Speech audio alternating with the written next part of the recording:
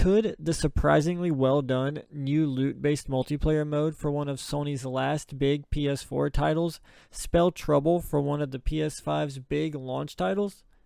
Ghost of Tsushima has a great new multiplayer add-on with Legends, and in fact, for a free secondary addition to an already stellar single-player title, it does some things better than, and in turn avoids some of, the pitfalls of recent and potentially forthcoming titles in the loot grind genre. Legends is a really unique add-on in and of itself. Who would have thought of adding a loot-based multiplayer mode to a sprawling open-world adventure title? But it works. It works really well, in fact. Using areas from the game's humongous map, the game presents you with areas you are already familiar with, but spins them into an otherworldly mix of Japanese legends and tight-knit challenges that makes for a very interesting take on the genre. Somehow these areas feel recognizable yet completely foreign all at the same time. And to top it all off, it's narrated by none other than Greg Baldwin, who voiced General Iroh in the Avatar animated series, and Aku in Samurai Jack. Below the ghosts stood a figure surrounded by crows. Its black eyes searched for prey, hungry. His narration turns an otherwise inconsequential story into a great motivator to take down the story's main antagonist, Io, proving that with a little effort, any story can be made compelling and create a drive to continue playing. Legends features 4 classes, each with their own set of skills and abilities, and even some with exclusive weapons, such as the Hunter with their longbow. And here's where Legends starts to set itself apart from some of its peers in the genre. Where some games tend to shy away from letting you feel too powerful, whether to balance PvP or for other reasons, Legends isn't afraid to make your character feel powerful and give you some very useful abilities, and it does an excellent job balancing the difficulty against this. It features your typical tiered difficulty system, with each tier getting harder and recommending a higher character level, but there are also challenges throughout the levels you can hunt down and do. Things such as finding and opening an Oni chest that triggers a wave of powerful enemies to defeat, or a curse challenge that puts restrictions in place, such as having to stick close to your partner for the remainder of the area. But in a smart move, Legends makes sure both players, as the story missions are limited to 2 players each, accept the challenge so you avoid having randoms drag you into challenges you aren't ready for. Another significant area where Legends nails what some others in the genre miss is loot, and the grind and activities available to get that loot. The surprising part about this is at a glance, Legends doesn't have a ton of content.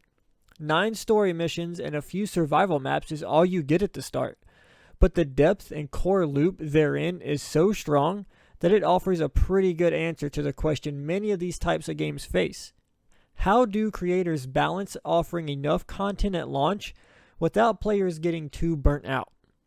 With the promise of new content on the horizon, with the first 4-player raid coming October 30th that requires high character levels and a great sense of progression and worthwhile loot, Legends manages to keep the grind fun and rewarding and makes me want to keep going to be ready for the next challenge. And even when it does slow, the game remains a lot of fun due to its strong gameplay mechanics and well thought out mission structure. It doesn't hurt that it also features lots of cosmetics that are fairly easy to unlock and provide another incentive to do specific challenges and missions. Legends has a lot going for it when it comes to making you feel rewarded for your time and giving you a good sense of progression. So about now you're probably thinking, wait, I thought this was about how Legends threatens next-gen looters, not about how much you love it. Well, it's a bit of both, as one feeds into the other.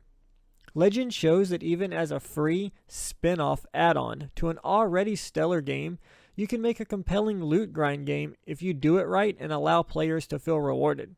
Considering Ghost of Tsushima already looks amazing, and we'll be getting a next-gen update for free that adds in a 60 FPS mode, it stands to reason that it could be the looter to beat, provided Suckerpunch keeps the content rolling and puts in the resources towards building Legends out, of course. Titles like Godfall look appealing so far, but as we have seen time and again with titles like the Avengers and Anthem, getting the loop and loot drive wrong can have dire consequences on the longevity of the game. And when it comes to games as a service, longevity is king. Even with some great gameplay and fun moments, Anthem failed to catch fire due to lacking compelling loot and gameplay loops, and Avengers has floundered a bit in the past few weeks despite a strong start and a compelling campaign. Godfall has a strong chance to catch players' eyes in the coming weeks, despite not coming from a well-known developer or having a massive budget pushing it like titles such as Destiny. It being the only truly new looter at the launch of NextGen should help it at least initially. Having a unique hook with it being a melee loot title, like Legends, along with being one of the few launch titles, I think it has a strong chance of becoming a hit. But its longevity will depend on key things like Counterplay Games being able to provide a compelling loop of grinding, gaining loot, and progressing onward toward more challenges. Challenges that they will have to continually add and build on as time goes on. From what I've seen, I personally think Godfall has a really good chance and it looks like a lot of fun. I plan to check it out on launch and cover it further, and I hope for the best. But with games like Ghost of Tsushima Legends doing such a knockout job with a melee-driven loot game, and new and old games alike gunning for Destiny's crown as king of the looters, Counterplay Games has their work cut out for them. With Outriders launching just 3 months after in early February, and Crystal Dynamics having committed to making the Avengers the game everyone wants it to be, the already fierce competition in the genre will only get thicker, and in turn, drawing the eye of players gets harder and harder. Does Godfall, Outriders, or any of the rest have what it takes to become the next big loot chase?